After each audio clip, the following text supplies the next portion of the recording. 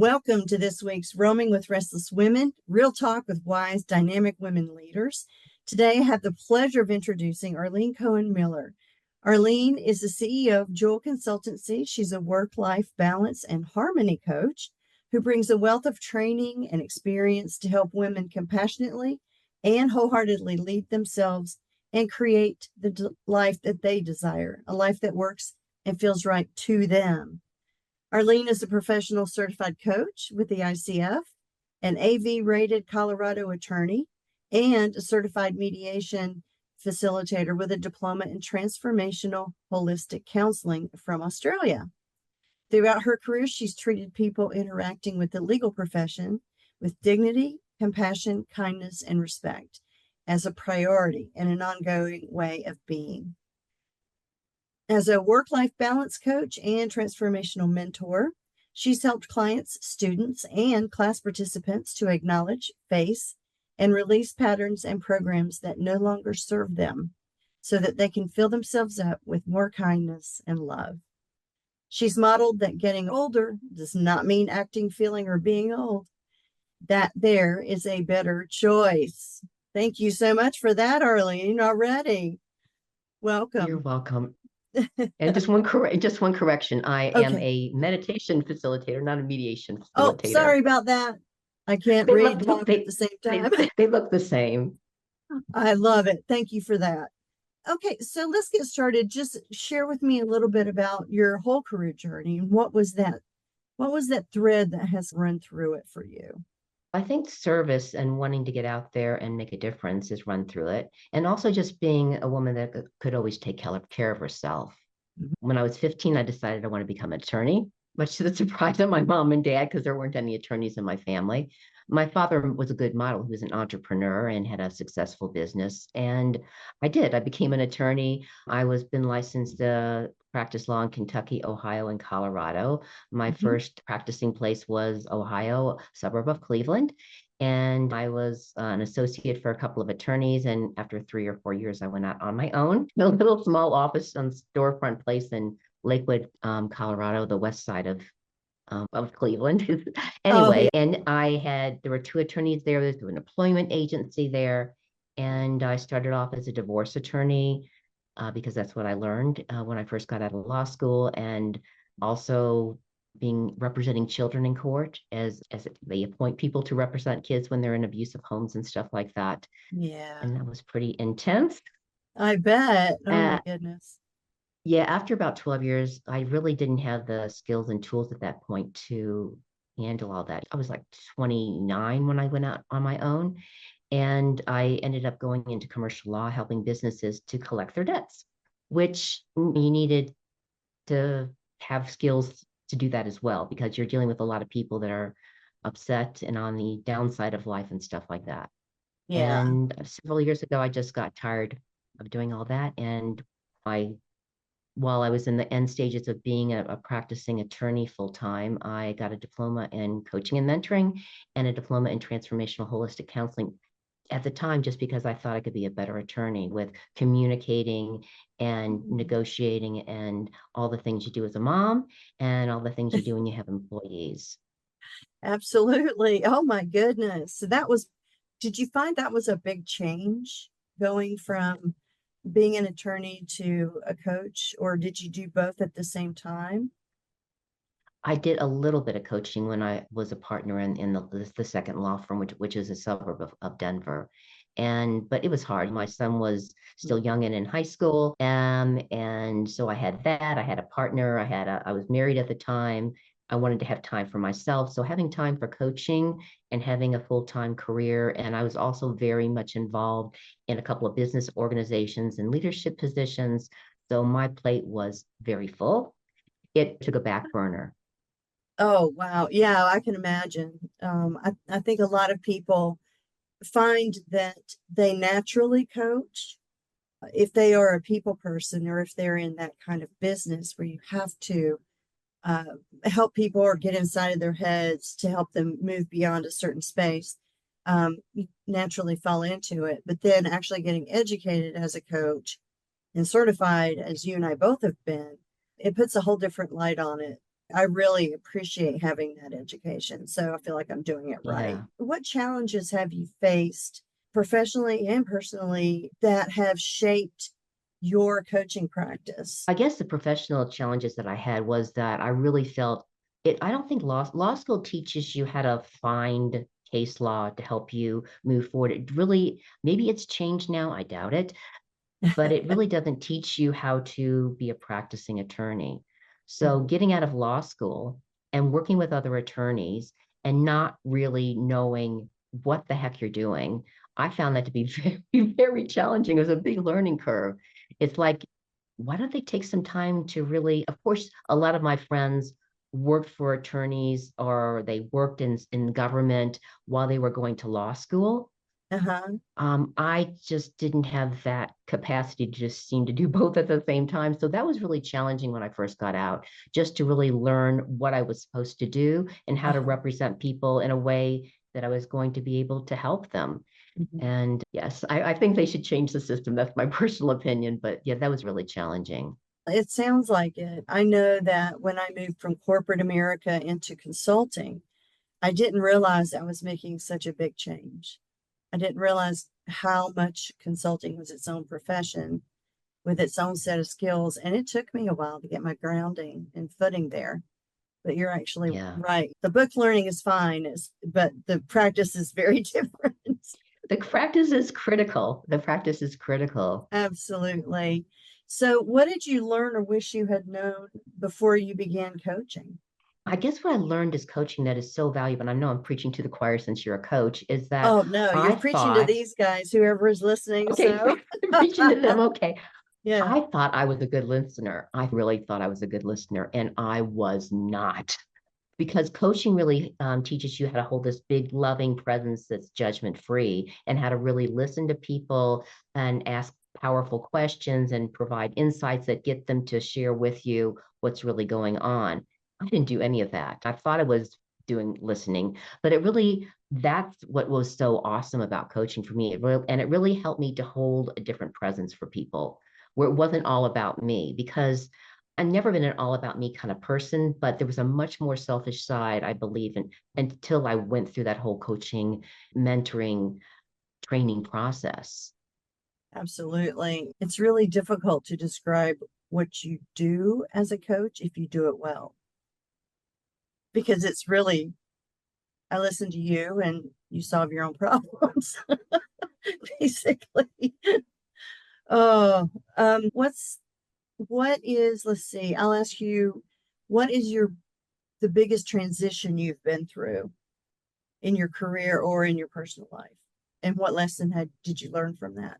There's been a couple of big transitions. It was a big transition just when my son was no longer under my care and he was out flying out on his own as a empty. I have to twice with being an empty nester. He went to college and then he came back and when he graduated and lived at our house with his then soon to be wife for a while, and then he left again. And that was like, don't do that to me again. Just grow up and find your own place. That was pretty hard. And I guess I mean, I've been married and divorced twice. So Mm-hmm. those were both big transitions. And, they were both wonderful men. It's just that where I was going and what I was doing wasn't meshing. And so it's been a big transition, kind of rocky road. And yeah, and I made some really interesting choices when it comes to dating men in between. Big lessons in that: how to be not a people pleaser, how to set clear and appropriate boundaries. And I guess that also came in the practice of law. That was really hard as an attorney because when I was there were still less women in there. I was probably the second or third generation of women attorneys going through full steam ahead, and it just felt like a really male oriented kind of thing. And so it felt a long time like I was a square peg trying to fit into a round hole. It's changed a lot when there is a lot more femininity in the legal profession, but there's not um, that allowing and loving and supporting stuff that we bring and nurturing stuff we bring so much. Well, actually, there's a little bit more, but we could bring a lot more. But it's just hard to separate things so that you keep your sanity with certain practices of law and raising a family or whatever else you're doing at the same time. So it's Mm-hmm. tricky. It's real tricky. Yeah, I'm sure. What are some wise words that you can share just based on that experience? Always find a way to take care of yourself every day. Always find a way to fill yourself up with love. As women, we tend to put it off.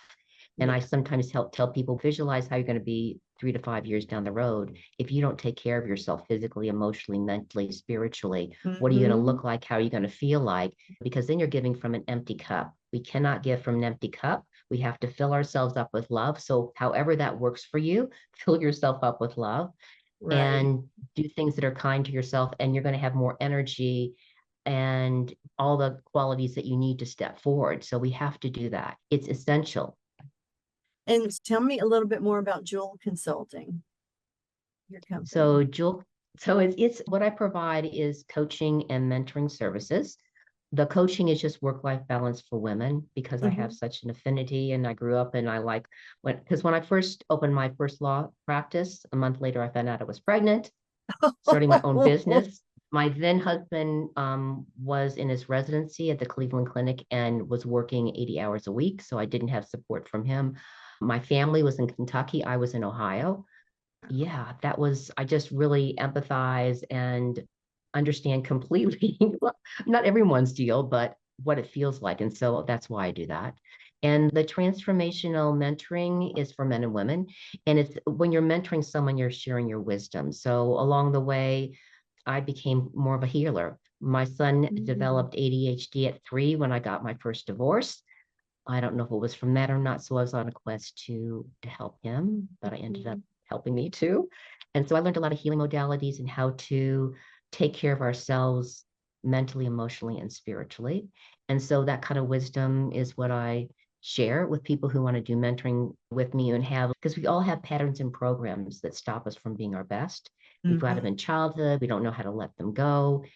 It's just the way it is in this world. And so I help people do that. And then how to experience more love, how to energetically protect yourself, because it's a Mhm. pretty interesting world right now. So, yeah, those are some of the things that I do. I also do soul readings, which are a form of mentoring, where I Mhm. use psychic tarot oracle cards, but it's not I'm not a psychic. I'm more heart connect with people to tell them what opportunities are available, challenges and obstacles that can be there, and some suggestions for the way forward. It's really a fun thing to do, and people It really enjoy sounds it. fun. Yeah. It's different. It's different. Yeah. So I have three questions that I ask at every interview. The first Mhm. one is if you will close your eyes just for a moment, and when I just describe the picture that appears in your mind when I say wise woman. What do I see? Yeah. Spiritual warrior baby. Yeah. There you go. Absolutely. Describe her a little bit. What does she look like? She's like strong. She's in a really cool outfit. She knows her stuff. She can be any age, and she has her sword in the air. And she's not a heart-filled warrior. And so she's there for the highest good of all concern and to not let anyone walk all over her that or suck her energy or dump into her energy field or anything like that, but is there to be of service to the best she can. Oh, that's awesome. I love that. Love it. So, where do you like to roam? Where do I like to roam? Physically on the earth, I like to roam and go to Australia. I have like my spiritual family there. And I'm also going to roam very soon to go to Singapore to see my brother that I haven't seen in person for 12 years. No, 9 years. I'm sorry. He's my baby brother. So I do travel some. Mm-hmm. And I love to roam in near Colorado. We're not that far from New Mexico and some just beautiful part of the country. Hmm. So yeah, and we have beautiful places to roam just in Colorado, Oh, yes. 5 minutes and Absolutely. ah, just being a beautiful place. So, what makes you restless? I guess I feel restless if I feel like I'm a little bit off purpose or I feel like something's taking, quote, too long to happen on the ground. Um, I don't feel restless a whole lot in my life in recent moments. Um, I guess I feel restless if I don't feel like aligned to love and centered in my heart. And I really need to get grounded because a lot has been going on and I just need to take a moment to be here now and ground. Hmm. But so as long as I'm in the present moment and I'm not worrying about the future or doing whatever I do when I think about the past and I'm right here, then I'm not. But if I feel myself get a little bit off, that's when that stuff comes in, I think. What do you do when you feel that way? I ground. One easy way is just to have like from my heart center, roots of light going down my body, out my legs, like and anchoring to the heart of the planet. So I'm connected heart to heart with her and I'm really grounded and fully present. And to breathe, like Oh, nice, simple breath work yes. that just relaxes you. You can just breathe in through your nose and out through your nose and have the out breath longer. It'll put you into rest and relax mode and just look around and be grateful for what's the beauty around me in nature and the blessings in my life. Absolutely. It has just been a pleasure. So, if anybody wants to contact you, take advantage of your services, how would they get a hold of you? My phone is 720-936-2634. Don't leave a voicemail message. I'm not good at that. Text me. I will get back to you. Or you can go to my website, Jewell Consultancy, Jewel consultancy.com. I'm on LinkedIn as Arlene Cohen Miller. So you can find me those three places very quickly. If I don't respond immediately, it's not that I'm not listening to you. I'm going to be on a spiritual retreat in part of October. So I will get back to you as soon as I am done with that. Perfect. Thank you. Thank you very much, Arlene. I have thoroughly enjoyed this conversation. I hope you have as well. And I think we've dropped a lot of wisdom out there for our wise women. Thank you so much, and I appreciate your time. Thank you.